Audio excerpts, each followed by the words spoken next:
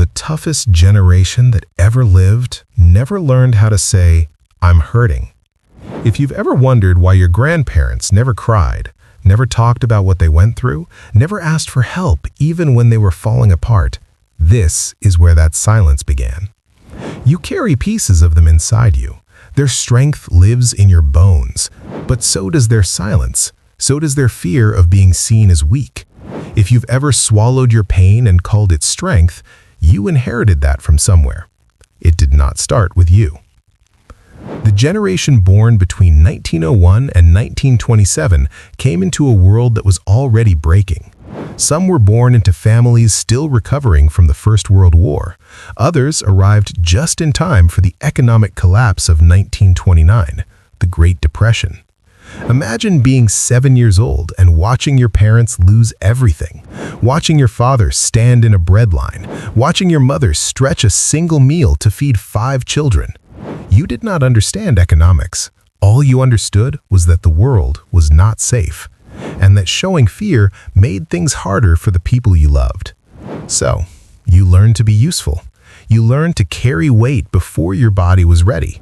By 10 or 12, many of these children were already working, on farms, in factories, in households that needed every pair of hands. There was no language for trauma back then. There were no therapists. There was no space to say, "This is too much for me." You just kept going. You got up, you did what needed to be done, and slowly, an entire generation learned that feelings were something you put away in a drawer and never opened again. That drawer stayed shut for decades, but the things inside it never stopped pressing against the walls. The promise was simple: work hard, sacrifice everything, and the world will get better.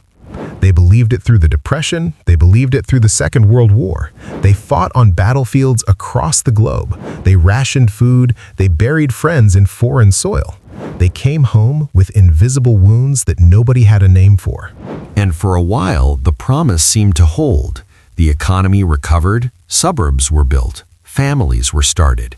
But underneath the neat lawns and new appliances, something was deeply wrong. The people who survived the worst of the 20th century were expected to simply move on. No debriefing, no emotional processing, no acknowledgement that what they went through had changed them forever. Society told them they were heroes, but it never asked how they were doing. It gave them medals, but not permission to grieve. It gave them jobs, but not space to feel. So they did what they had always done. They buried it. They worked longer hours. They sat in silence at the dinner table. And when their children asked about the war, they said, "We don't talk about that." The promise said survival was enough. It never mentioned that surviving without healing is just a slower way of carrying the wound. What happens to a body that never processes what it has been through? It stays on alert. The muscles tighten. The jaw clenches. The chest holds tension that has no name. And the mind learns to scan for danger even when the danger is past. This generation lived in a permanent state of readiness. Their nervous systems were shaped by real threats: hunger, war, loss. And when those threats ended, their bodies did not get the message because nobody told them the war was over inside. You have probably seen this in the older people in your life, the ones who could never fully relax, the ones who hoarded food or money even when there was plenty, the ones who flinched at loud sounds decades after the last bomb fell. That constant tension rewires how a person connects with others. It makes softness feel dangerous. It makes vulnerability feel like a tactical error. And it creates a deep loneliness because you cannot truly be close to someone if you cannot let them see what is really happening inside you.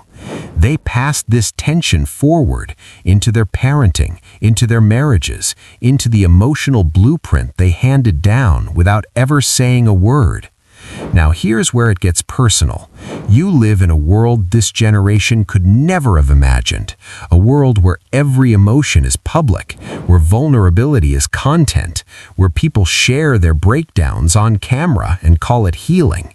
If you carry even a trace of that greatest generation wiring, that instinct to keep things private, to handle things alone, the modern world can feel like a foreign country.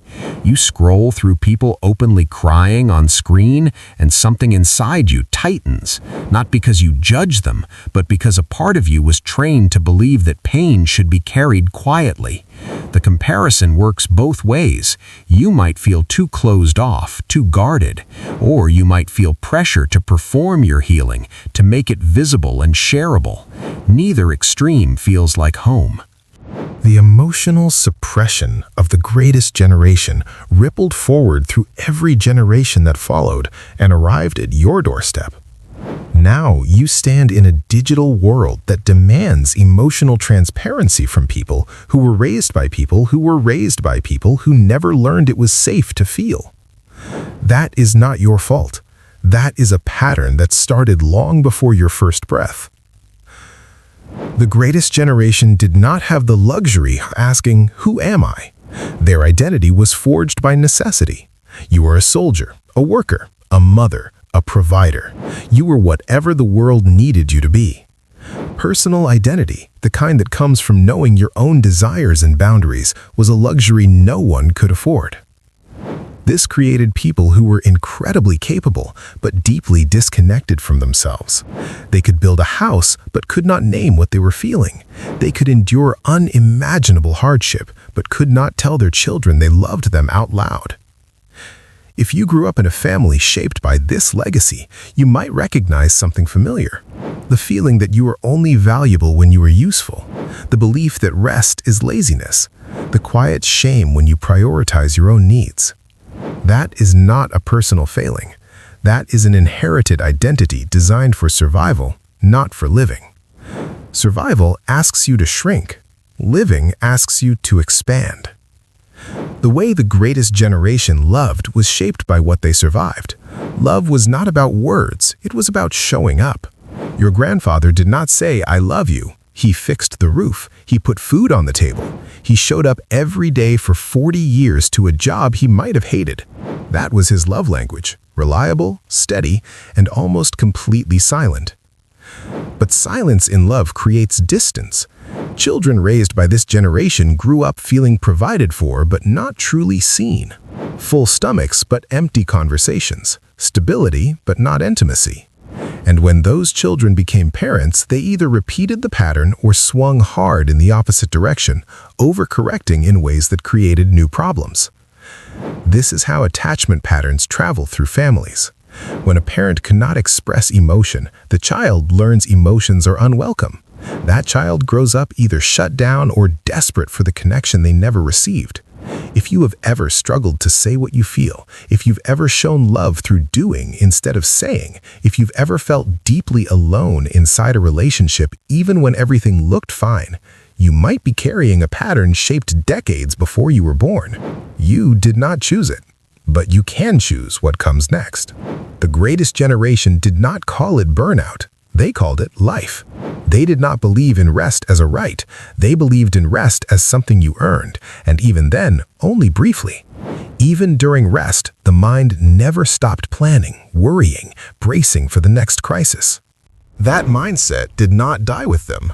It is alive in the culture they built. The idea that your worth is measured by your output. The belief that exhaustion is proof of effort. The quiet guilt when you take a day off and do nothing.